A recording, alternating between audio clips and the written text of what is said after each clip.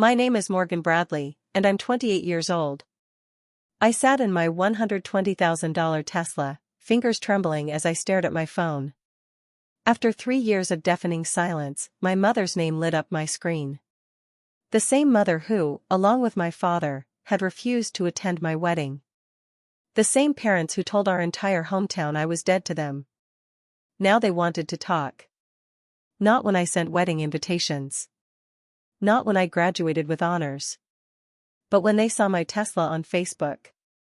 Before I tell you how I went from being completely disowned to suddenly getting calls from my mom, drop a comment below to let me know where you're watching from. Like and subscribe if you've ever had to choose between your own happiness and your family's expectations. I grew up in Mapleton, a small Midwestern town where everyone knew everyone's business. My parents, Catherine and Robert Bradley, were pillars of our community. Dad owned the local hardware store that had been in the family for generations, and Mom was the church secretary. We lived in a modest 2-story house with a white picket fence that Dad repainted every spring without fail. The kind of place where traditions weren't just valued, they were the bedrock of existence. From my earliest memories, there were certain expectations that came with being a Bradley. We attended church every Sunday without exception. We volunteered at community events. We respected our elders without question. And most importantly, we upheld family values, a term I would later realize had very specific, narrow parameters in my parents' minds. As a child, I adored my parents and craved their approval. I still remember beaming with pride when Dad would pat my shoulder after I helped organize the nuts and bolts display at the store, or when Mom would show off my straight-A report cards to the ladies at church. But even then, there were signs that I didn't quite fit the mold they had crafted for me. Morgan's always got her nose in those science books, my mother would tell visitors with a laugh that didn't quite reach her eyes. Dreaming bigger than Mapleton, I'm afraid. And I was. While my classmates talked about taking over family businesses or marrying their high school sweethearts, I secretly devoured books about technology, innovation, and cities far from our cornfield-surrounded town. I kept a scrapbook hidden under my bed filled with magazine cutouts of San Francisco, Seattle, and Boston, tech hubs where I imagined myself building something revolutionary. The only person who encouraged these dreams was my grandmother Grace, my father's mother. Unlike her son, Grandma Grace had traveled widely in her youth before settling in Mapleton to raise her family. She had a basement full of mementos from her adventures, seashells from California, dream catchers from Arizona, snow globes from New York. "The world is so much bigger than this town, little bird," she'd whisper when we were alone, using her special nickname for me. "Don't let anyone clip your wings." When I was 15, Grandma Grace gave me an antique compass pendant for my birthday. "To help you find your way," she said, "even when the path looks different than what others expect." I never took it off, especially during the difficult years that would follow. My parents had my life mapped out: graduate from Mapleton High with honors, attend the state college 30 miles away where tuition was affordable, major in business or education, return home to work in the family store or the local school, marry someone suitable, preferably the son of one of their church friends, and raise the next generation of Bradleys right here in our hometown. They never bothered to ask if that's what I wanted. By junior year of high school, I was secretly applying to scholarships and colleges my parents would never approve of. I stayed up late completing applications after finishing my regular homework, using the public library's computers since my internet activity at home was closely monitored. My guidance counselor, Mrs. Patterson, recognized my potential and became my accomplice, providing recommendation letters and mailing applications for me. When the acceptance letter from Berkeley arrived with a substantial merit scholarship, I knew it would be the fight of my life. I waited until Sunday dinner, always a formal affair in our home, to break the news. "I've been accepted to University of California, Berkeley," I said, trying to keep my voice steady as I passed the mashed potatoes. "With a scholarship that covers most of tuition." The silence that followed was deafening. My father set down his fork with deliberate precision. "California?" My mother's voice was tight. "That's not what we discussed, Morgan." "We didn't actually discuss anything," I pointed out. "You assumed I'd go to state." Because that's what makes sense, my father said firmly. Berkeley is filled with elitist liberals who'll fill your head with nonsense. No child of mine is going there. The computer science program is one of the best in the country, I argued. And with the scholarship? Computer science? My mother looked aghast. What happened to business administration? Or teaching? Those are stable careers, suitable for eventually raising a family. I don't want stable. I want extraordinary, I said, feeling my dreams slipping away with each word. I want to create technology that changes how people live. That's just pride talking, my father said dismissively. Pride and rebellion. The argument escalated until my father slammed his hand on the table, making the dishes jump. Enough. You are not going to California. End of discussion. I fled to my room in tears and called Grandma Grace, who lived in a small cottage at the edge of town. She listened to my sobs and simply said, "Come over, little bird." That night, sitting in her cozy living room surrounded by her travel souvenirs, Grandma Grace changed my life. She wrote me a check that, combined with my scholarship, would cover my first year completely. "I've been saving for this day," she said. "I've watched your parents try to shrink your dreams to fit their comfort zone, and it breaks my heart. You have gifts this world needs, Morgan. Don't bury them in Mapleton." 2 weeks later, I sat my parents down again. "I'm accepting Berkeley's offer," I said, my grandmother's compass clutched tightly in my palm for courage. "I've figured out the finances. This is happening." My father's face turned crimson. "If you choose this path, don't expect our support. Financially or otherwise. We've worked so hard to raise you right," my mother added, tears in her eyes. "Why are you throwing it all away for some California fantasy?" "I'm not throwing anything away," I tried to explain. "I'm building something new. Something important." "Pride," my father repeated. "It comes before a fall, Morgan." The next months were excruciating. My parents barely spoke to me except to make last attempts at changing my mind. The day I left for Berkeley was heartbreaking. My mother hugged me stiffly, her body rigid with disapproval. My father loaded my suitcases into the car but declined to drive me to the airport. "I'll pray that you come to your senses before you stray too far," he said as a goodbye. Only Grandma Grace came to the airport, slipping me an envelope with extra cash and a letter I was to read on the plane. As I hugged her goodbye, she whispered, "Fly free, little bird. Make your own nest out there." On the plane, I read her letter through tears. "Remember that love shouldn't come with conditions. True family supports your journey, even when they don't understand the destination. I believe in you completely, Morgan Bradley." I was leaving behind everything familiar, heading toward an uncertain future, clinging to the belief that somewhere out there, I would find the place where I belonged. Landing in Berkeley was like arriving on another planet. The diversity, the energy, the sheer number of people pursuing their passions, it was intoxicating and terrifying. My small-town upbringing left me woefully unprepared for navigating this new world. My roommate assignment added another layer of culture shock. Abigail Chen was from San Francisco, the daughter of tech executives who gave her a credit card for emergencies that she used for weekend shopping sprees. Meanwhile, I was carefully budgeting Grandma Grace's money, calculating exactly how many ramen dinners stood between me and an empty bank account. "You've never had boba tea?" Abigail asked incredulously during our first week. "Or been to a pride parade? Or eaten authentic dim sum?" She looked at me like I was an exotic specimen. "We need to fix this immediately." Despite our differences, Abigail became my cultural guide. She dragged me to campus events, introduced me to foods I couldn't pronounce, and patiently explained references that went over my Midwestern head. What started as bewildering soon became exhilarating. For the first time, I was free to explore who I really was without my parents' scrutiny. But this freedom came with costs. Phone calls home grew increasingly tense. My mother would interrogate me about church attendance. My father would comment on the California influence he detected in my voice. Neither showed any interest in my classes or growing passion for computer science. "You sound different," my mother said during our third month of calls. "Different how?" I asked, though I knew what she meant.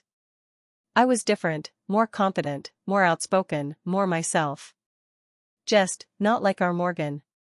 I was never their Morgan to begin with, I was just finally discovering who I actually was. To make ends meet, I worked 3 jobs, morning shifts at a campus coffee shop, weekend retail at a tech store in the mall, and late nights tutoring fellow students in programming. Between work and maintaining my scholarship-worthy GPA, sleep became a luxury. During my sophomore year, I lucked into a teaching assistant position for Professor Richard Taylor, a legend in the computer science department. Unlike many professors who delegated everything to their TAs, Professor Taylor took a personal interest in me. "You have a unique perspective, Ms. Bradley," he told me after I debugged a particularly troublesome piece of code. "You approach problems differently than students who've been coding since elementary school. Sometimes having to catch up can be an advantage, you don't inherit bad habits." Under his mentorship, I flourished. When he recommended me for a summer internship at Apex Innovations, one of the Bay Area's fastest-growing tech companies, it felt like all my sacrifices were finally paying off. The internship was the first thing I was truly excited to tell my parents about. I called home immediately after receiving the offer. "That's nice, honey," my mother said distractedly. "Listen, Pastor Williams was asking about you." I didn't know what to say when he asked if you'd found a church in California. "Mom, did you hear what I said? This internship could lead to an amazing job after graduation." "Of course I heard you," she replied. "I just worry about what's really important. Your soul matters more than some computer job, Morgan." My father was even less enthusiastic. "Apex Innovations? Never heard of it. Probably another flash-in-the-pan startup that'll be bankrupt before you graduate." I hung up feeling deflated. That night, I called Grandma Grace. "They just don't get it," I vented. "They don't even try to understand what matters to me." "Some people fear what they don't understand, little bird," she said gently. "And fear makes people cling tighter to what they know." My relationship with my parents deteriorated further when I declined to come home for Thanksgiving, choosing instead to join Abigail's family celebration. The Chin household was warm, chaotic, and accepting in ways my own family had never been. "You work too hard," Mrs. Chin scolded affectionately, piling more food on my plate. "You're too skinny. Eat, eat." Mr. Chen asked thoughtful questions about my studies and career aspirations, nodding appreciatively at my answers. "The world needs more women in tech," he said. "Abigail tells us you're brilliant." For the first time, I experienced what it felt like to have a family take pride in my choices rather than condemn them. It was both wonderful and heartbreaking. Christmas break couldn't be avoided, though. I returned to Mapleton feeling like a stranger. My parents' house, once so familiar, now felt suffocating. Every conversation was a minefield of judgment and misunderstanding. "Your cousin Sarah is engaged," my mother announced over dinner. "To Daniel Miller, you remember him from youth group? They're waiting until after the wedding, of course. Such a godly couple." The implication was clear, unlike their increasingly worldly daughter. The one bright spot was Grandma Grace, though I was alarmed by how frail she looked.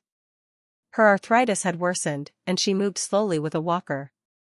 "Don't you worry about me," she insisted when I expressed concern. "Tell me about California. Tell me everything." So I did.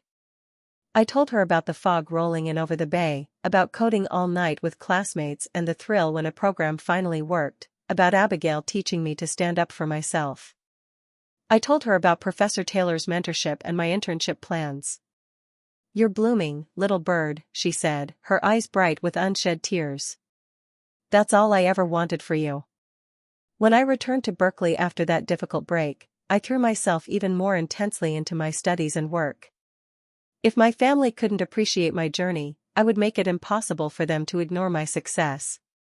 The summer internship at Apex exceeded my expectations. My project, a machine learning algorithm that improved customer service response times, caught the attention of senior leadership.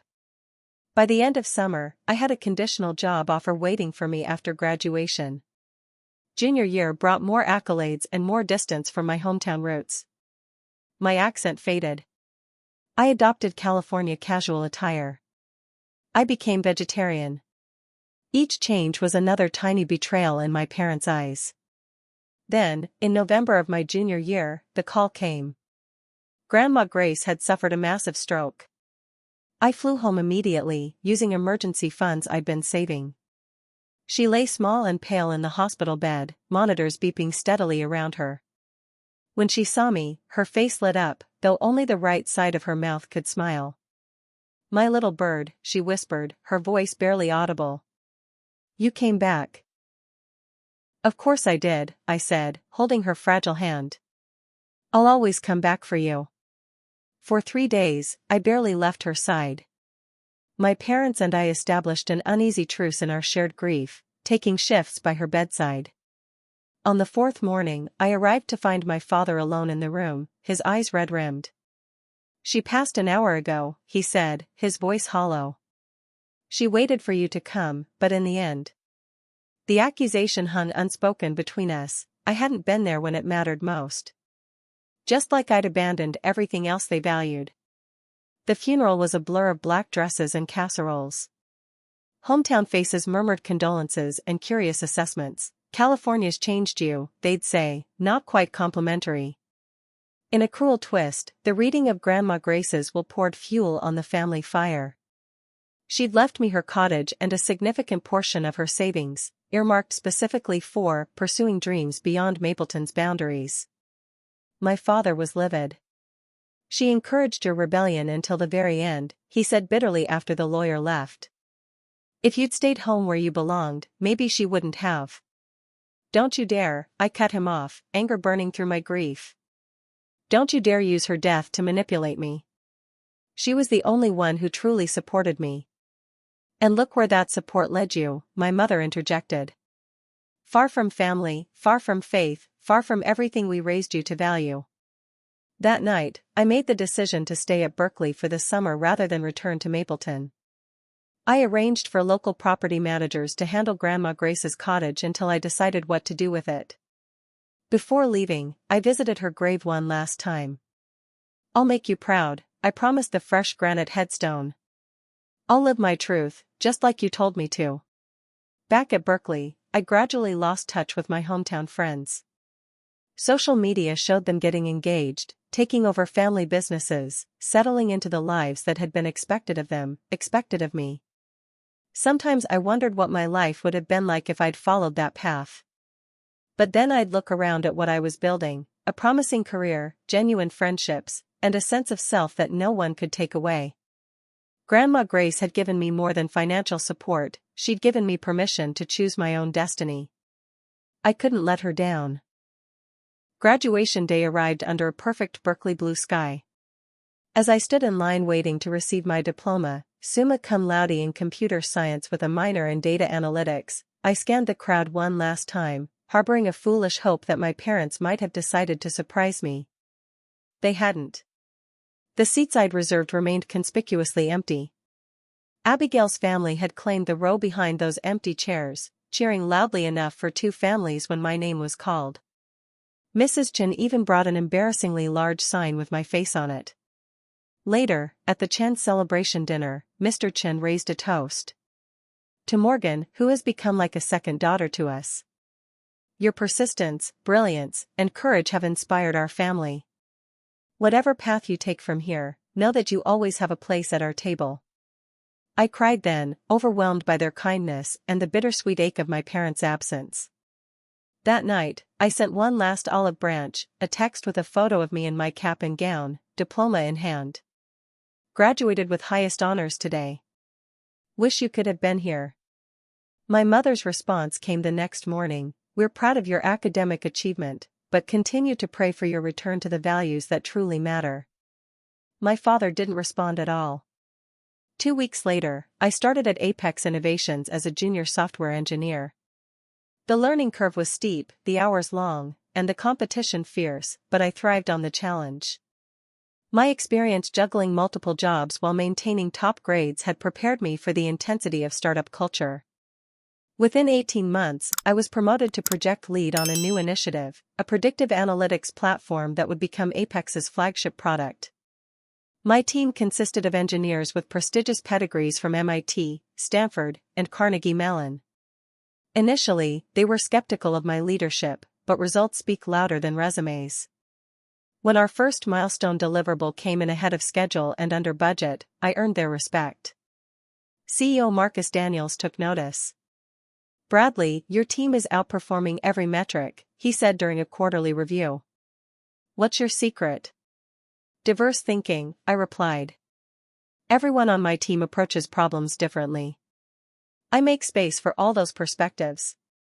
It was a lesson I'd learned from my own journey, the value of viewpoints from outside the expected path. Marcus nodded thoughtfully and began inviting me to higher-level meetings. By my third year at Apex, I was the youngest senior manager in company history. The promotion came with an invitation to represent Apex at the annual Innovation Summit in Seattle, a gathering of the tech industry's brightest minds. Nervous but excited, I packed my most professional outfits and boarded the flight, reviewing my presentation notes the entire way. The summit was a whirlwind of keynote speeches, breakout sessions, and networking events. During a panel on ethical AI implementation, I challenged a speaker's assumption about rural technology adoption, drawing from my Mapleton experiences. Afterward, a tall figure approached me at the refreshment table. "That was an interesting perspective you offered," they said. "Most people in this room have never seen the digital divide firsthand."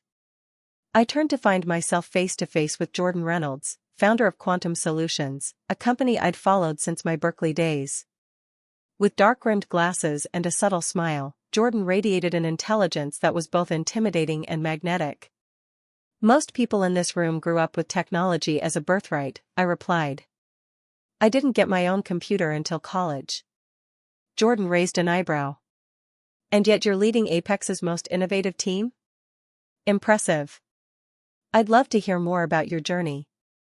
What was supposed to be a brief coffee conversation turned into dinner, which extended into a midnight walk along Seattle's waterfront. Jordan's story echoed mine in surprising ways. Raised in a strict religious household in rural Oregon, breaking away to pursue technology despite family disapproval. "My parents wanted me to take over the family farm," Jordan explained as we watched fairy lights drift across the water. "When I left for MIT, my father said I was abandoning my heritage. We barely spoke for years." "Did you ever reconcile?" I asked, holding my breath. Jordan's expression softened. "Eventually. When my first company went public, I used part of the proceeds to save the farm during a drought year. My father didn't say thank you, but he invited me home for Christmas for the first time in a decade. It's still complicated, but we're trying." That story gave me a dangerous thing, hope. If Jordan's family could begin healing, maybe mine could too. We exchanged numbers before returning to our respective hotels, promising to meet up when we both returned to the Bay Area. True to word, Jordan texted 3 days after the conference, inviting me to dinner at a small bistro in Sausalito. What followed was the most natural connection I'd ever experienced. Despite our different backgrounds, Jordan's family had eventually come around. While mine remained distant, we shared a common language of determination, innovation, and building something meaningful from scratch. "I've never met anyone who understands both where I came from and where I'm going," I confessed on our 5th date, a picnic in Golden Gate Park. Jordan reached over to squeeze my hand. "That's because most people only know how to do one or the other. You're a bridge, Morgan. That's your superpower." After 8 months of dating, Jordan asked if I wanted to move in together. It was a big step, but it felt right. We found a modern apartment with a view of the bay, merging our lives with surprising ease. In a moment of optimism, I invited my parents to visit, hoping they might see how happy and successful I was, that they might finally accept my choices. They agreed reluctantly, flying out for a weekend that I spent weeks preparing for. From the moment they arrived, tension permeated everything. My mother frowned at the Buddha statue Jordan had brought back from Thailand. My father questioned the extravagance of our rent. They were polite but cold to Jordan, whose patient attempts at connection were met with monosyllabic responses. The breaking point came at dinner, our final night together. I'd reserved a table at a nice restaurant, hoping good food might ease the persistent tension. "So," my father said, swirling his water glass, he'd declined wine, "when do you plan to stop playing startup and come back to reality? The store could really use someone with your computer skills." I stared at him, speechless. Playing startup? I was a senior manager at one of the most innovative companies in the country. "Robert," my mother interjected, "what Morgan's father means is that we worry about your future. This lifestyle seems so temporary. Where's the foundation? The community? The family?" "This is my foundation," I replied, gesturing between myself and Jordan. "This relationship. My career. The life we're building together." My mother's lips thinned. "A real foundation is built on shared faith and traditional values, not whatever this arrangement is." Jordan, ever diplomatic, tried to bridge the gap. "Mr. and Mrs. Bradley, I understand your concerns. Family traditions are important. But Morgan has built something remarkable here. She's respected, successful, making a real difference in technology that affects millions of lives." My father's expression hardened. "With all due respect, this isn't a family discussion." The implication was clear: Jordan wasn't family and never would be. "If Jordan isn't welcome in this conversation, then neither am I," said quietly. "We come as a package deal." My mother dabbed at her eyes with a napkin. "I don't recognize you anymore, Morgan. The daughter we raised would never speak to us this way, would never choose this over her family's wisdom." "The daughter you raised had to hide her dreams in a scrapbook under her bed," I replied, my voice trembling. "The daughter you raised spent years trying to contort herself into someone she's not to please you. I can't do that anymore." "Then perhaps," my father said coldly, pushing back from the table, "we no longer have a daughter." The words hit like a physical blow.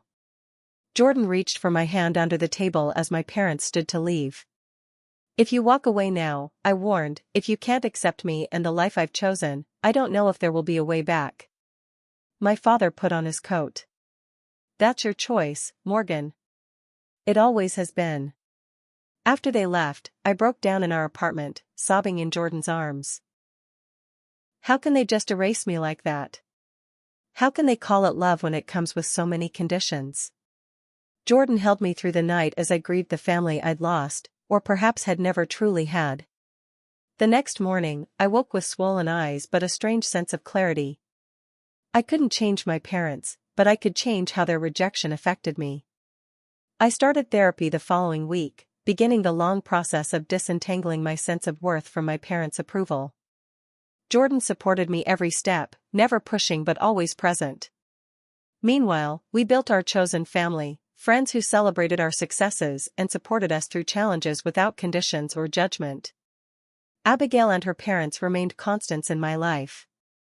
Jordan's family, once they met me, welcomed me with open arms. Holiday gatherings at the Reynolds farm became a new tradition, filling the void my parents had left. After 2 years together, during a sunset hike at Point Reyes, the spot where we'd first said "I love you," Jordan knelt on one knee and opened a small velvet box. "Morgan Bradley, you are the bravest, most brilliant person I've ever known. Every day with you makes me better. Will you marry me?" Through happy tears, I said yes. That evening, flush with joy, I posted a simple engagement announcement on social media, the same platforms where distant hometown connections still occasionally checked in on my life. I knew my parents might see it, part of me hoped they would. Weeks passed with no response. The silence was my answer. Wedding planning should be joyful. For us, it was bittersweet. Every decision came with a phantom ache, the absence of my parents in what should have been a family celebration. "We could elope," Jordan suggested one night after I'd spent hours staring at invitation designs. "Skip the big ceremony. Just us on a beach somewhere." I considered it seriously. The thought of empty chairs where my family should sit made my stomach clench. But something in me refused to surrender this milestone to their rejection. No, I decided. I want a real wedding, surrounded by people who actually love and accept us. Besides, your family would be heartbroken to miss it. Jordan's parents had become unexpected allies. Martha Reynolds called weekly to discuss wedding details, stepping gracefully into the role my mother had abandoned. William Reynolds, Jordan's father, gruffly offered to handle the costs traditionally covered by the bride's family. "You're joining our family," he stated matter-of-factly. "We take care of our own." Still, I held out one last hope. When the invitations were ready, elegant cards with silver foil and vellum overlays, I hesitated before addressing my parents' envelope. What was the protocol for inviting people who had essentially disowned you? Finally, I wrote a brief note: "Despite everything, I would still like you to be part of this important day. You will always be my parents, even if you cannot accept my choices. With love, Morgan." 3 weeks passed. Then 4. No RSVP. I tried calling but got their voicemail. I left messages that went unreturned. Just as I was accepting their silent answer, a large envelope arrived from Mapleton. My heart leapt. Perhaps a wedding gift? An apology? Inside was our invitation, marked "Return to Sender" in my father's unmistakable handwriting. Beneath it, he'd written "Addressee unknown." I stared at those 2 words until they blurred through my tears. Addressee unknown. As if I were a stranger. As if his daughter no longer existed. Jordan found me on the floor of our apartment, clutching the returned invitation. Without words, my partner sat beside me, holding me until the worst of the storm passed. "I shouldn't be surprised," I finally whispered. "But somehow, I am. I actually thought a wedding might. I don't know, break through somehow." "Their loss," Jordan said firmly. "Completely, utterly their loss." I threw myself into wedding planning with renewed determination. If my blood family refused to witness my happiness, I would surround myself with those who would. Abigail stepped up as my maid of honor, organizing a bachelorette weekend that celebrated our friendship rather than dwelling on absences. Martha Reynolds accompanied me to my final dress fitting, tearing up appropriately when I emerged from the dressing room. "You look absolutely radiant," she said, adjusting my veil. "I wish your mother could see you." "You're here," I replied, squeezing her hand. "That's what matters." 2 months before the wedding, I received an anonymous call from a Mapleton number I didn't recognize. "Morgan? I don't have long to talk." The voice was familiar. Sarah Miller, my cousin who'd once been my closest childhood friend before we'd drifted apart in our teens. "Sarah? What's going on?" I thought you should know what they're saying about you here." Her voice dropped lower. "Your parents told everyone you're dead to them. They're calling the wedding an abomination at church. Pastor Williams included you in last Sunday's sermon about prodigal children who refuse to return to the fold." My hands trembled as I gripped the phone. "Why are you telling me this, Sarah?" "Because it's wrong," she said simply. "And because I wanted to come to your wedding, but Uncle Robert threatened to cut ties with anyone who attends." "I'm sorry, Morgan. I'm not as brave as you." After we hung up, I sat in numb silence. It wasn't enough that my parents had rejected me, they were actively poisoning others against me. Creating a narrative that made me the villain of a story I never chose to be part of. That night, Jordan found me researching wedding venue cancellation policies. "What are you doing?" my fiancé asked, alarmed. "Maybe we should just elope after all," I said, voice hollow. "The wedding is becoming this huge symbol of everything I've lost, everything that's broken. I don't know if I can walk down an aisle with everyone thinking about who isn't there to give me away."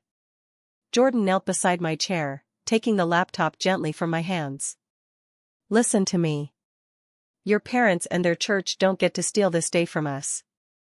This wedding isn't about what's broken, it's about what we've built. It's about celebrating love that accepts rather than rejects, that lifts up rather than diminishes."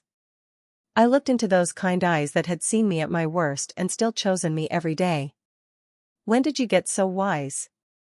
I learned from you, Jordan replied. The Morgan Bradley I fell in love with doesn't run from difficult truths. She faces them and builds something beautiful anyway. We proceeded with our plans, creating new traditions where family ones might have been. Jordan's brother would walk me down the aisle. We wrote vows that honored our parallel journeys from constraint to freedom. We designed a ceremony that celebrated chosen family alongside blood ties. A week before the wedding, my phone lit up with a text from a number I didn't recognize. Morgan, it's Emma Porter, your old neighbor. I was your mother's friend for 20 years, but I want you to know I've broken ties with them over how they're treating you. I taught you in Sunday school when you were little. I can't attend your wedding, my husband's health won't allow travel, but I wanted you to know not everyone in Mapleton agrees with your parents' cruelty. Love is love. I'm so proud of the woman you've become. That small message became a talisman. Whenever anxiety about the empty family seats threatened to overwhelm me, I'd read Emma's words. One person from my past who saw me clearly and approved. It wasn't much, but it was something. The night before our wedding, I dreamt of Grandma Grace. She stood in her garden, healthy and strong, pruning her beloved roses. Little bird, she said, looking up with a smile. Why the sad eyes on the eve of such joy? I miss you, I told her. I wish you could be there tomorrow. I'll be there, she assured me. Not in the way you want, perhaps, but I'll be there. I've never left you. I woke with tears on my face but a peculiar peace in my heart. Grandma Grace had given me her blessing long ago. I didn't need to keep searching for approval from those who couldn't or wouldn't give it. On our wedding morning, Abigail helped me into my dress while Martha arranged my veil. The venue overlooked the Pacific, waves crashing rhythmically below the cliffside garden where we'd exchange vows. Nervous? Abigail asked as she fastened the last button. Not about marrying Jordan, I replied honestly. Just about walking past all those empty chairs. Martha squeezed my shoulder. Focus on the full ones, dear. Focus on the people who chose to be here. As the music began and I prepared to walk down the aisle on William Reynolds' arm, I caught a glimpse of someone slipping into the back row, a woman with silver hair who resembled my mother from a distance. My heart stuttered. Had they come after all?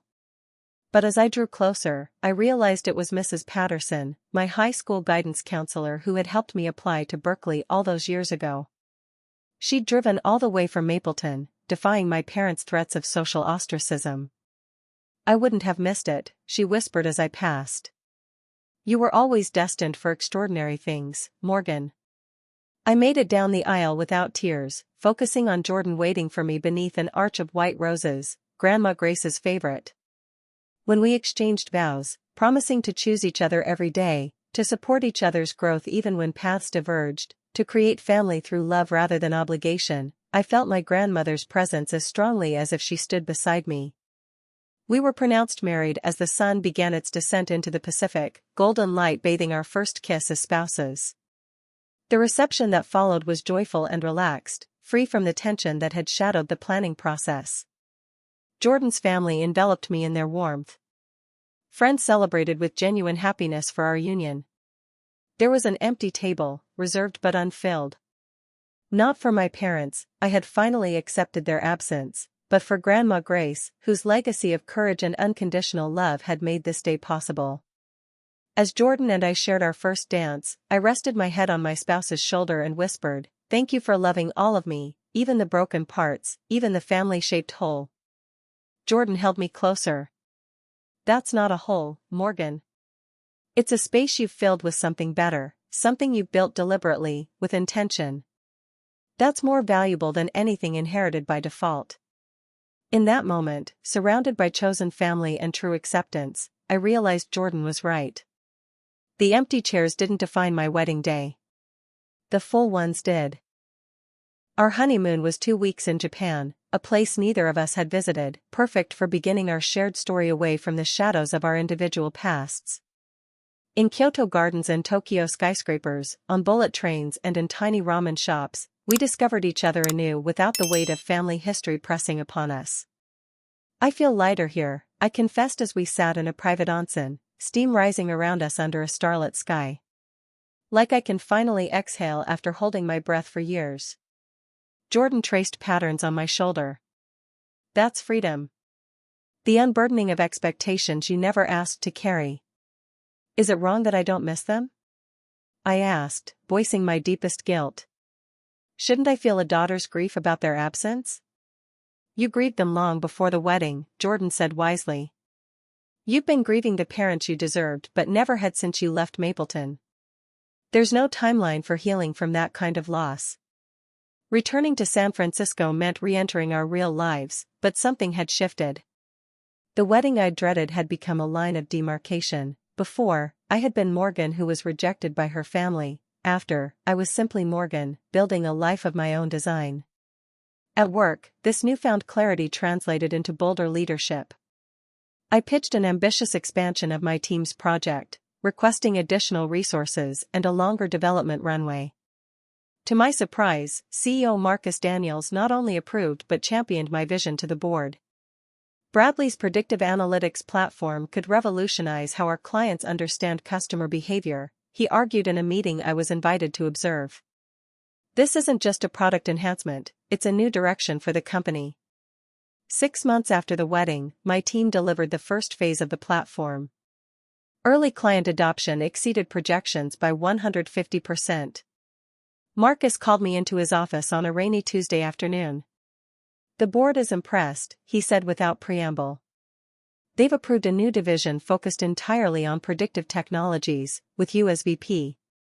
It comes with a substantial compensation package, of course." I sat in stunned silence as he slid a folder across his desk. Opening it, I saw a salary figure that made me blink twice to confirm I hadn't misread it.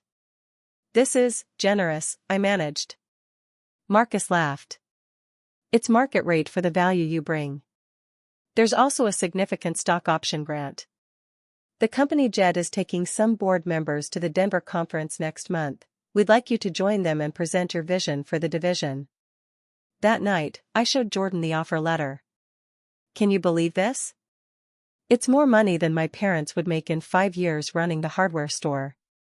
Jordan lifted me in a celebratory spin around our kitchen. "I absolutely believe it. You've earned every penny through talent and perseverance. We need to celebrate."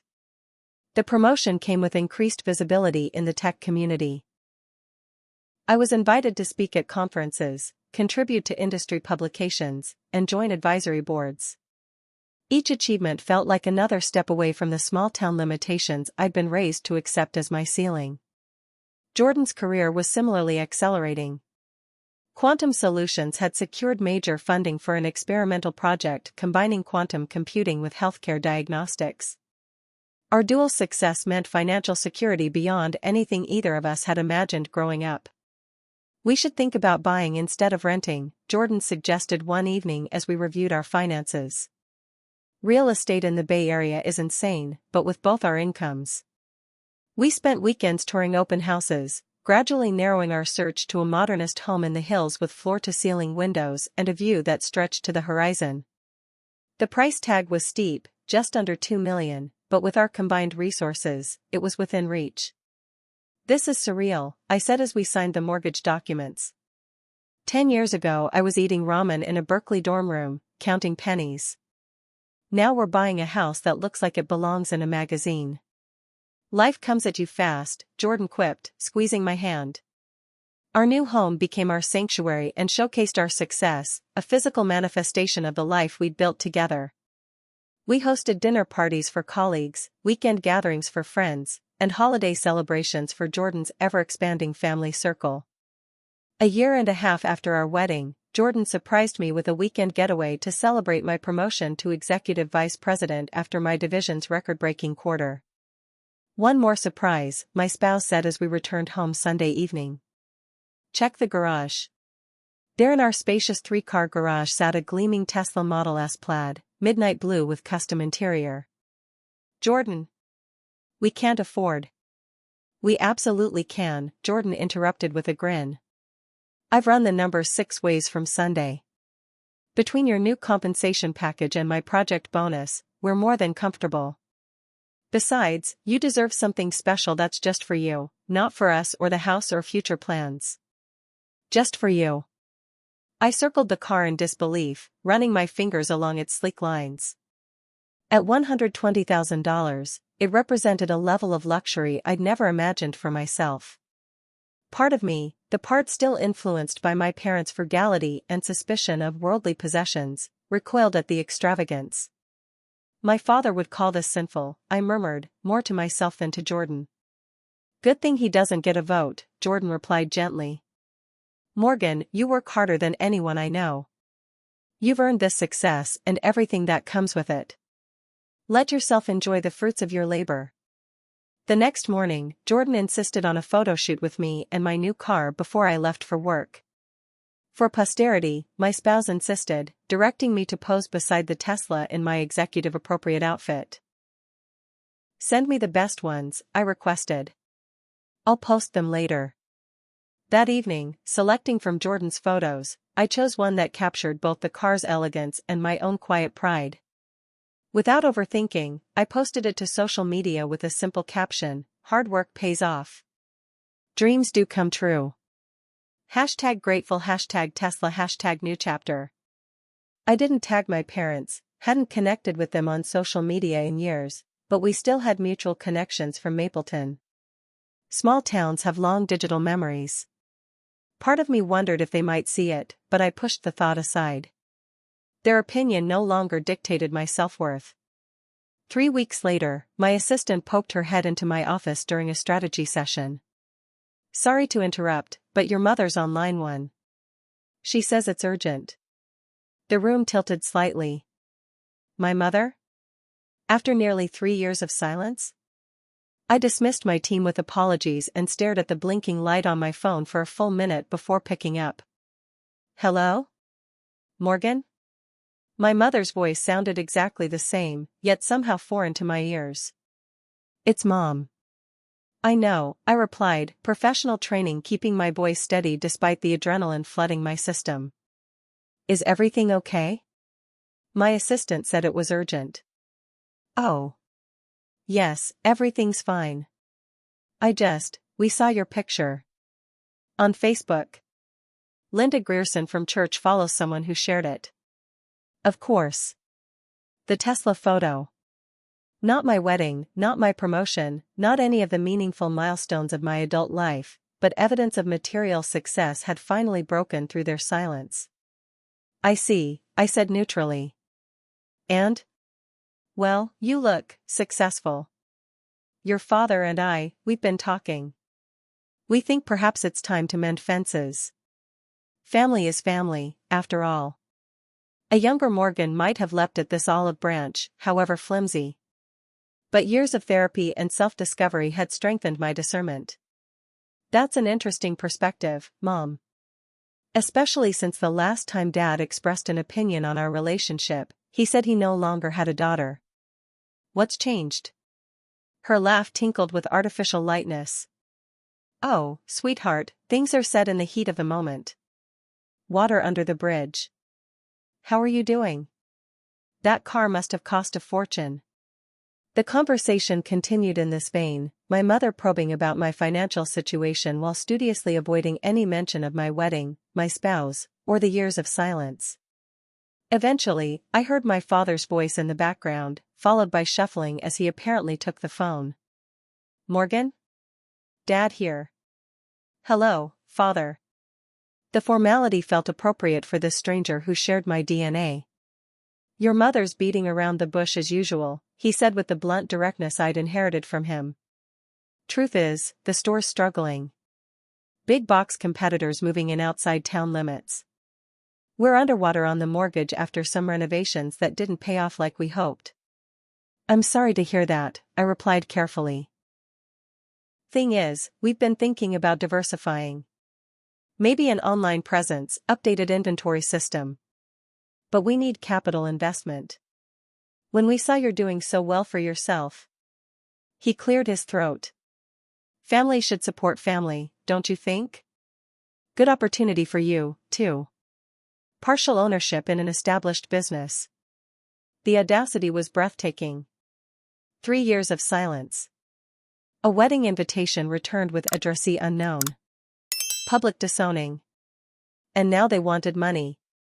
Let me understand, I said, my voice taking on the crisp tone I used in difficult board meetings. You haven't spoken to me in 3 years. You refused to attend my wedding. You told your entire community I was dead to you. But now that you've seen I have financial resources you might benefit from, suddenly I'm family again? Now, don't be dramatic, my father blustered. We've always loved you. We just couldn't support certain choices. The Bible is clear about. No, I interrupted, surprising both of us. I'm not having a theological debate with you. This isn't about religion, it's about respect. You didn't respect me enough to see me as an adult capable of making my own decisions. You didn't respect my education, my career, or my relationship. You certainly didn't respect my heart when you broke it repeatedly. Morgan. I'm not finished, I continued, years of unspoken words finally finding voice. Family isn't just DNA. It's not a one-way resource pipeline. It's mutual support, acceptance, and love without conditions. Jordan's family has shown me what that looks like. My friends have shown me. The empty chairs at my wedding showed me exactly what you think family means. The silence on the other end was profound. Finally, my mother's voice returned, tight with controlled emotion. So you won't help us? After all we did, raising you, giving you a good home. I didn't say that, I clarified. I'm setting boundaries. If you want a relationship with me, it starts with acknowledgement of the harm you've caused. It includes accepting my spouse and the life I built. It requires genuine interest in who I am, not what I can provide. Financial assistance might be possible someday, but not as a ticket to bypass the real work of reconciliation. Your father will never agree to that, my mother said, dropping all pretense. He sees your lifestyle as a direct rejection of everything he taught you. Then he's made his choice, I replied, a strange calm settling over me. Again. So have you, she countered bitterly. Yes, I agreed. I've chosen wholeness over fragmentation. I've chosen truth over comfortable lies. I've chosen love that lifts up rather than diminishes. Those choices have brought me success, but more importantly, they've brought me peace. I wish the same for you both, I truly do. After hanging up, I sat motionless in my executive chair, overlooking the San Francisco skyline from my corner office. I had imagined this confrontation countless times over the years, but the reality left me neither triumphant nor devastated, just clear-eyed about the distance between the family I'd been born into and the person I had become. When I arrived home that evening, Jordan took one look at my face and opened arms without questions. I collapsed into that embrace, letting tears flow not from fresh hurt but from final acceptance. They called, I explained between shaky breaths. They saw the Tesla photo. They need money for the store and thought I might be their golden ticket. Jordan's arms tightened around me. Oh, Morgan. I'm so sorry. Don't be, I said, pulling back to meet my spouse's concerned gaze. For the first time, I saw them clearly, not as the parents I wished they were, but as the people they actually are. And I stood my ground. I set boundaries instead of burning myself to keep them warm. That night, lying beside Jordan in the peaceful darkness of our home, I realized something important. The Tesla wasn't really about luxury or status. It represented permission I'd finally given myself to thrive without apology, to own my success without minimizing it to make others comfortable. My parents had sought to use that success as a bridge back into my life without doing the necessary work. In refusing their terms, I had protected not just my finances, but my hard-won sense of self-worth. I'm proud of you, Jordan whispered, sensing my wakefulness. Standing up to family is the hardest thing. They're not really my family anymore, I replied softly. Not in the ways that matter. No, Jordan agreed, but their voices still live in your head sometimes. Standing up to those is the real victory. I fell asleep with that thought, peaceful in the knowledge that I had finally stopped seeking approval from people unable to give it. The luxury car in our garage wasn't the true measure of my success, this quiet confidence was. The weeks following my parents' call brought unexpected emotional turbulence. I'd handled the actual conversation with composure, but the aftermath stirred up sentiment I thought had long settled. Memories surfaced at odd moments, my father teaching me to ride a bike, my mother baking my favorite cookies when I made honor roll, family game nights before differences created chasms. I think I need to process this with Dr. Winters, I told Jordan one evening after spacing out during our dinner conversation. The call reopened something I thought was healed. My therapist made time for an emergency session the next day. What you're experiencing is normal, she assured me after I described my conflicted feelings. Estrangement isn't a clean break, it's a continuous process of grieving relationships that still exist but don't function as they should. I thought I was past this, I admitted. I'd built this amazing life. I'm happily married. My career is soaring. Why do they still have this power? Because they're your first attachment figures, she explained. Our primary relationships form templates for how we understand love, acceptance, and self-worth. Rewriting those templates is lifelong work. I left her office with renewed clarity and a strategy for managing the complicated emotions my parents had stirred up. I would focus on the family I'd chosen, the life I'd built, and the boundaries I'd established. Their financial troubles weren't my responsibility to fix, especially when the cost would be my hard-won autonomy. 2 days later, my assistant transferred another unexpected call, this time from my cousin Sarah, who had warned me about my parents' behavior before the wedding. Morgan? I hope it's okay that I called your work. I didn't have your cell number, and this couldn't wait. Her voice held an urgency that immediately put me on alert. What's happening, Sarah? It's your parents. They're telling everyone in Mapleton that you're coming back to save the store. That you're investing hundreds of thousands of dollars because you've seen the error of your ways. Pastor Williams even announced it during prayer requests on Sunday. I gripped the edge of my desk. That's absolutely false. I specifically told them I wouldn't provide financial help without genuine reconciliation first, which they rejected. Sarah sighed. I figured as much. They've been showing everyone that photo of you with the expensive car, saying it's a sign of God working in your heart, bringing you back to family values. The manipulation was breathtaking. They were using my image, my success, to craft a narrative that served their purposes while completely disregarding my actual boundaries. Thank you for telling me, I said, mind racing. I need to address this before it spirals further. After hanging up, I immediately called Jordan, who suggested we consult with a family therapist who specialized in estrangement before taking any action. The specialist, Dr. Rivera, agreed to see us that weekend for an emergency consultation. What they're doing is called narrative hijacking, Dr. Rivera explained during our session. They're attempting to reclaim control by rewriting your story in terms that benefit them. The question is, do you want to correct this narrative publicly, or establish boundaries privately? Jordan and I discussed our options extensively. Public confrontation would likely escalate the situation and drag me back into toxic dynamics. Private boundaries might be ignored as they had been before. After careful consideration, we decided on a measured approach. First, I drafted a clear, firm email to my parents. I've learned that you're telling the community I've agreed to invest in the store and return to family values. This is categorically untrue and violates the boundaries I established in our recent conversation. I will not provide financial assistance without genuine reconciliation, which must include respect for my life choices and my marriage. Please issue a correction to anyone you've misled.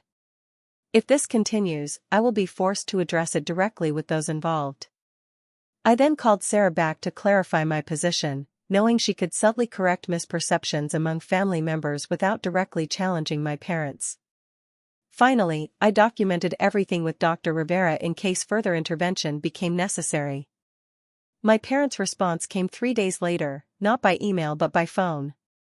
I was working late when my cell rang, showing my father's number. I put it on speaker so Jordan, who had stayed to drive me home, could hear. Morgan. My father's voice sounded strained. We got your accusatory email.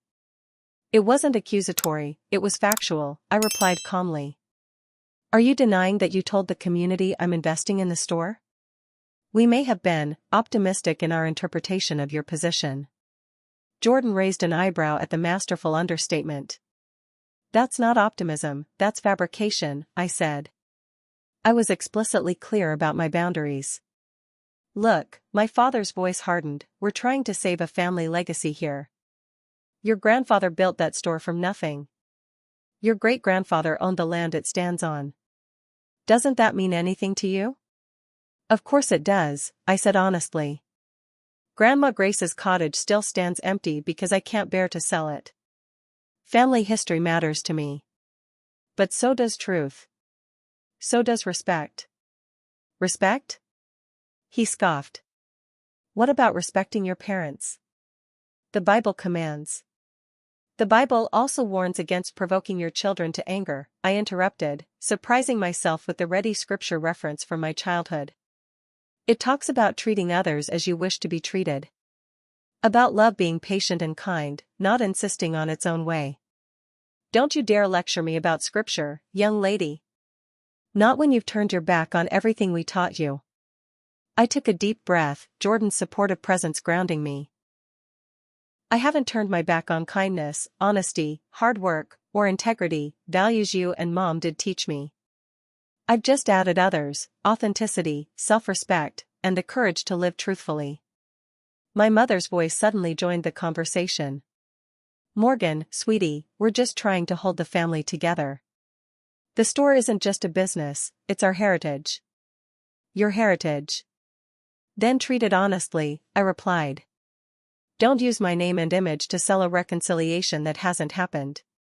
Don't tell people I'm investing when I've explicitly said I won't without genuine relationship repair. You know your father will never accept your lifestyle choices, my mother said, lowering her voice as if Jordan couldn't hear despite the speakerphone. He believes it's his spiritual duty to stand firm. That's his right, I acknowledged. And it's my right to withhold financial support from people who can't even acknowledge my spouse or attend my wedding.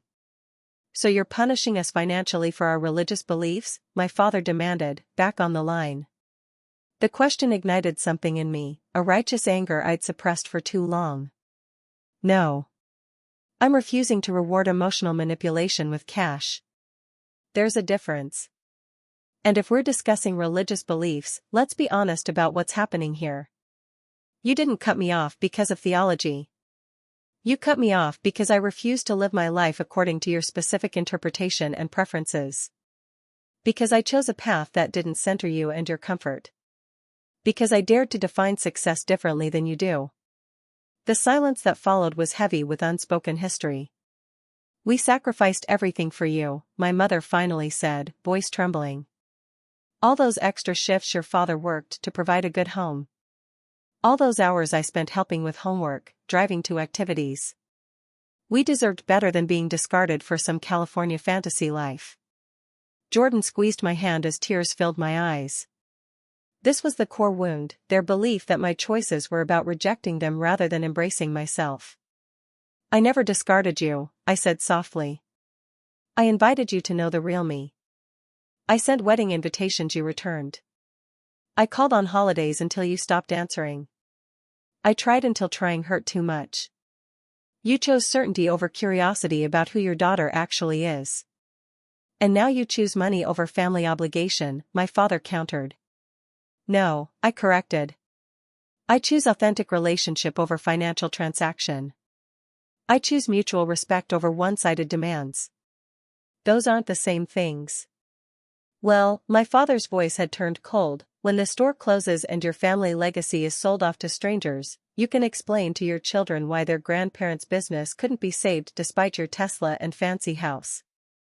The manipulation was so blatant it almost made me laugh. That's quite the guilt trip, Dad. But here's the thing, if I ever have children, I'll teach them that healthy relationships aren't built on financial obligation or emotional blackmail. I'll teach them that love shouldn't come with conditions. That's Grandma Grace's legacy, the one I'm actually preserving.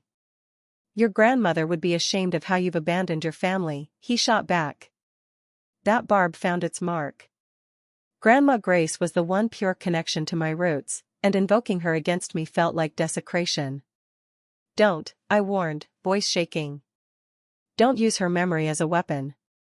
She supported my dreams when you tried to clip my wings.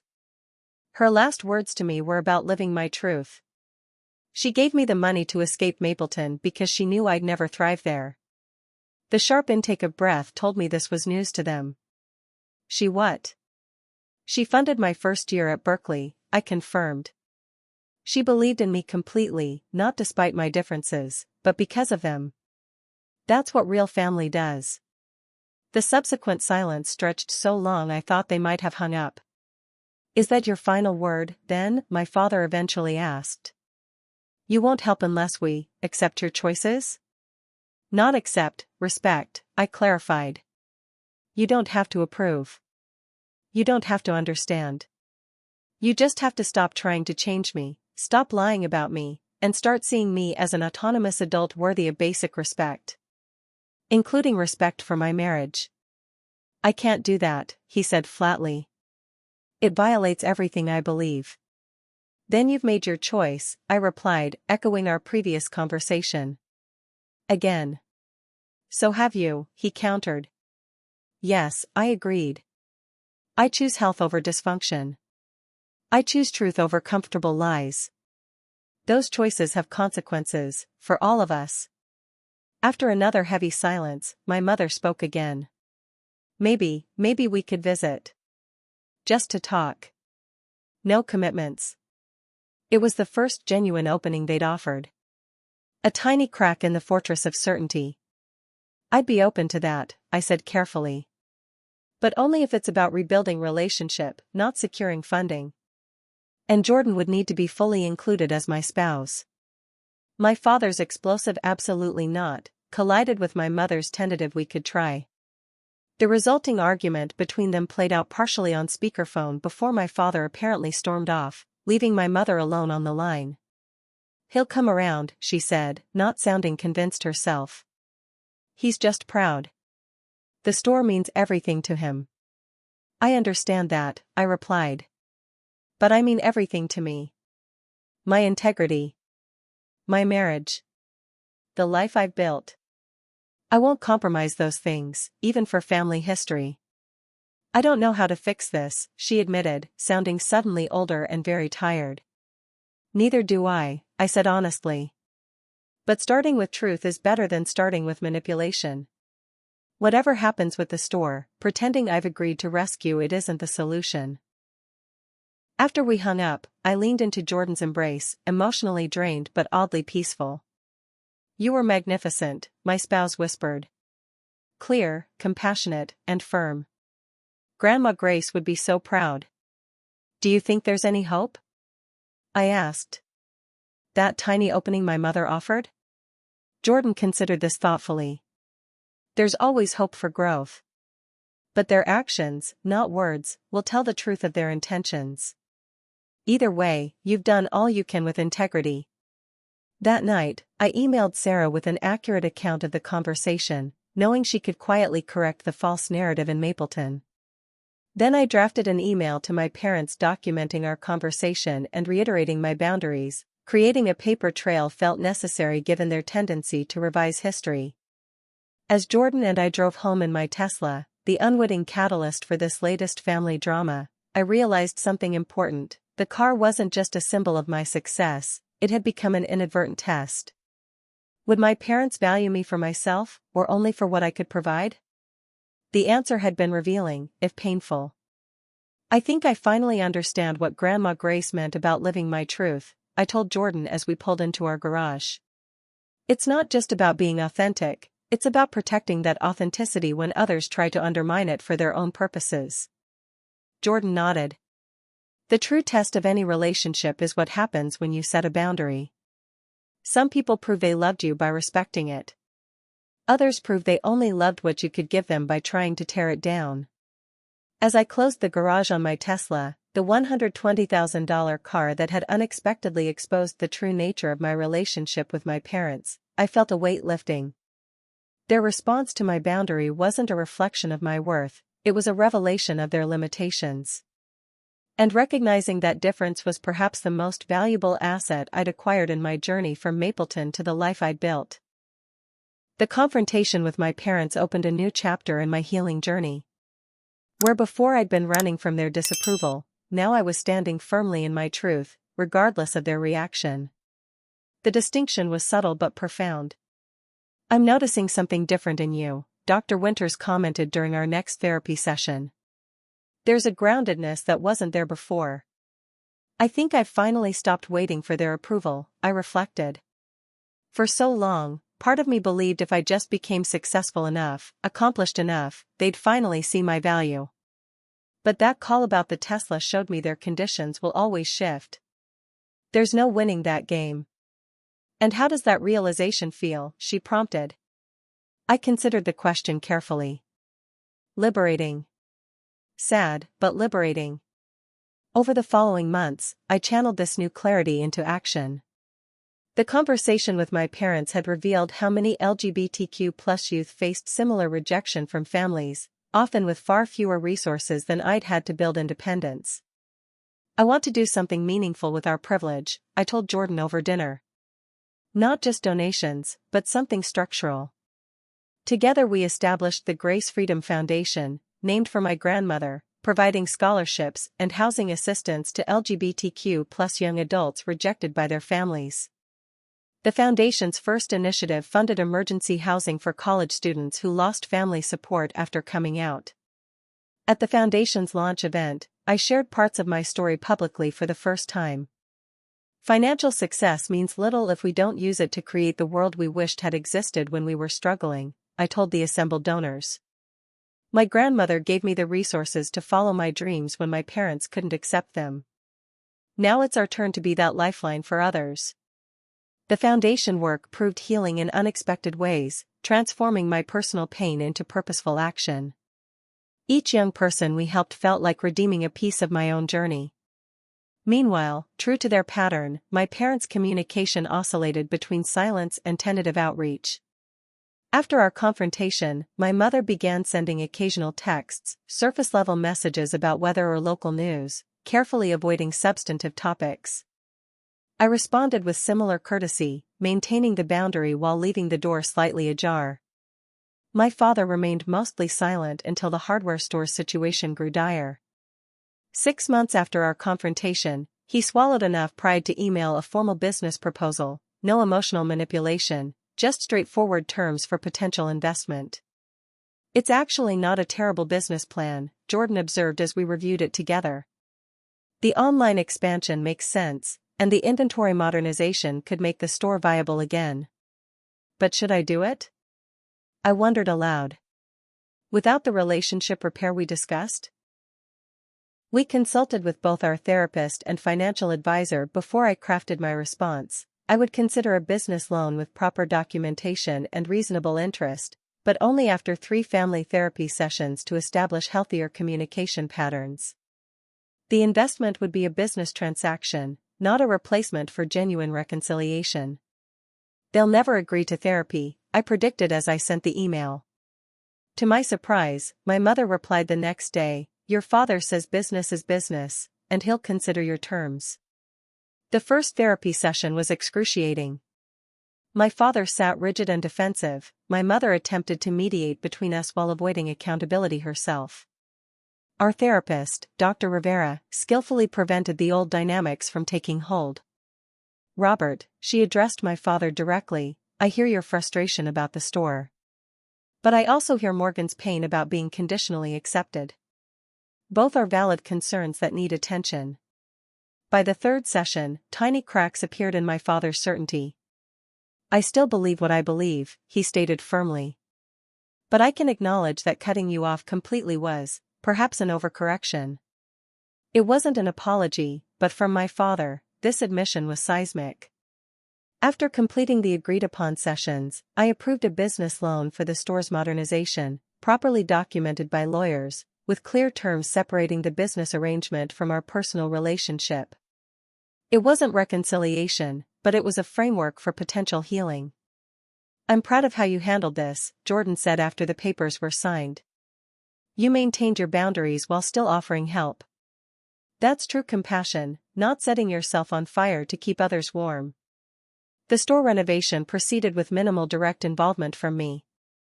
My father hired a consultant I recommended to implement the online expansion, grudgingly acknowledging the expertise I'd connected him with. My mother sent progress photos, her texts gradually including more personal content. When the modernized Bradley hardware held its grand reopening, I surprised myself by suggesting we attend. "Are you sure?" Jordan asked. "That's their territory." "I think that's important," I replied. They came partway toward mine by accepting therapy and formal business terms. Maybe I need to step partway toward theirs. We flew to the small regional airport nearest Mapleton, renting a car for the drive into town. I deliberately chose not to arrive in a Tesla, opting instead for an unassuming sedan. This visit wasn't about proving my success, it was about testing if genuine connection was possible. The store looked transformed, the dusty, cluttered aisles of my childhood replaced by clean, modern displays while still maintaining its historic character. My father had preserved the original hardwood floors and exposed brick walls while updating everything else. When we walked in, the weekend crowd of customers created a buffer against immediate confrontation. My mother spotted us first, her eyes widening in surprise before she hurried over. "You came," she said simply, unexpected tears welling. "We didn't think you would." "I wasn't sure myself until yesterday," I admitted. There was an awkward moment when she clearly didn't know whether to hug me. I made the decision for her, stepping forward to offer a brief embrace. "The store looks amazing," I said, genuinely impressed. My father emerged from helping a customer, freezing momentarily when he saw us. His eyes flicked to Jordan, then back to me, his expression unreadable. Then he did something that shocked me, he extended his hand to Jordan. "Thank you for coming," he said stiffly. "Both of you." It wasn't warm acceptance. It wasn't even particularly friendly. But it was acknowledgement, the bare minimum I'd required for any contact. "The online orders are already exceeding projections," he told me, shifting to safer business territory. "Your consultant was helpful." From my father, this qualified as effusive praise. We stayed for an hour, navigating careful conversation that avoided both too much intimacy and too much conflict. When we said goodbye, my mother hugged me again, whispering, "Please don't be a stranger." "We're trying." In the rental car afterward, Jordan asked, "How are you feeling?" I considered the complex emotions swirling through me. "I feel cautiously optimistic," I finally said. "They're not who I wish they were. They probably never will be. But they've moved an inch from where they stood before, and that's something." Jordan reached for my hand. Progress isn't always linear. Sometimes it's just a slightly less hostile silence, a handshake instead of a turned back. "Exactly," I agreed. "I don't think we'll ever have the warm, accepting relationship I dreamed of. But maybe we can build something new, something based on reality rather than fantasy or obligation." In the months that followed, we established a fragile new normal. Occasional text exchanges. Brief phone calls on major holidays. My father sent quarterly business updates that served as his version of personal connection. My mother shared community news and cautiously asked questions about my life in California.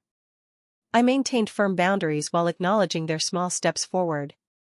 When my mother tentatively asked if they might visit San Francisco someday, I set clear expectations. "You'd be welcome to stay with us, but you need to understand this is our home.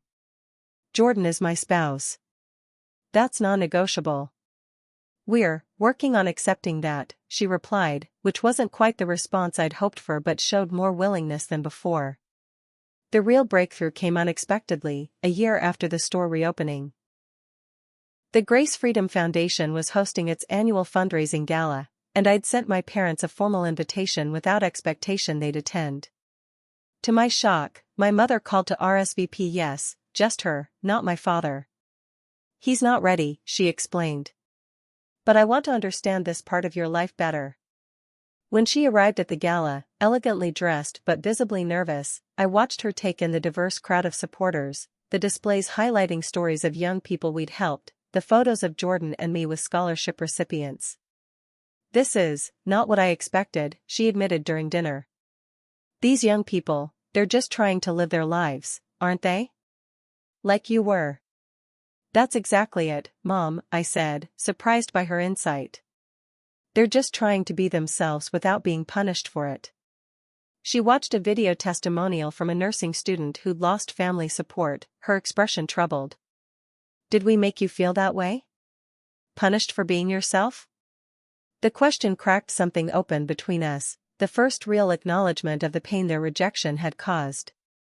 Yes, I answered honestly.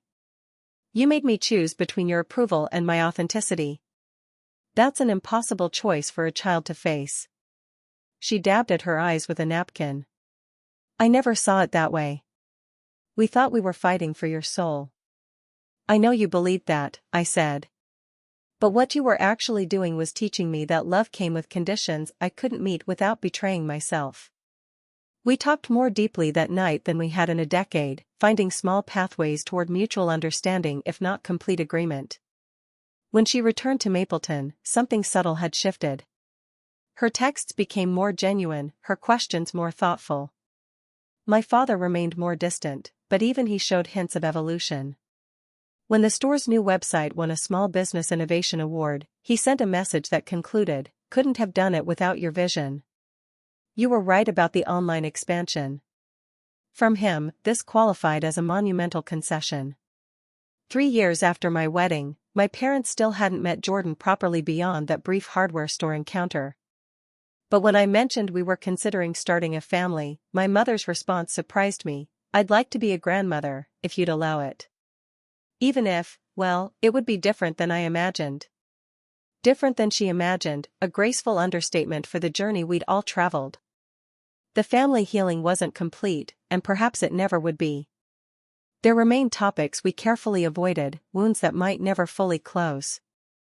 But we'd found a way to acknowledge each other's reality without demanding capitulation. It wasn't the Hollywood reconciliation I'd once dreamed of, but it was authentic, messy, imperfect, and real. The Tesla that had inadvertently reopened communication still sat in our garage, but its significance had evolved. It was no longer just a symbol of success or the catalyst for family drama. It had become a reminder of an important truth: material achievements aren't what make a life successful. The true measure of success is the courage to live authentically even when doing so comes at great cost. In my office, beside my industry awards and professional accolades, I keep a small framed photo of Grandma Grace. Her compass pendant, the one she gave me to find my way, hangs beside it. Sometimes when facing difficult decisions, I still touch it and ask myself what she would advise. The answer is always the same: live your truth, little bird. The people who truly love you will find their way back to your nest, even if the journey takes them longer than you hoped.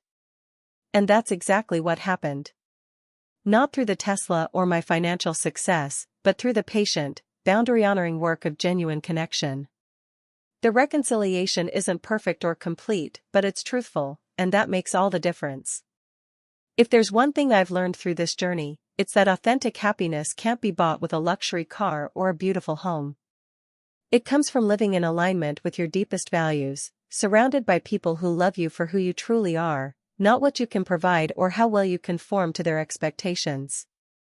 Have you ever had to choose between family expectations and your authentic self? Drop a comment below and share your experience. If this story resonated with you, please hit that like button and subscribe for more reflections on finding your way when the path isn't clear. Share this video with someone who might need to hear that their worth isn't determined by others' approval. Thank you for listening to my story, and remember, sometimes the most painful rejections lead to the most beautiful redirections.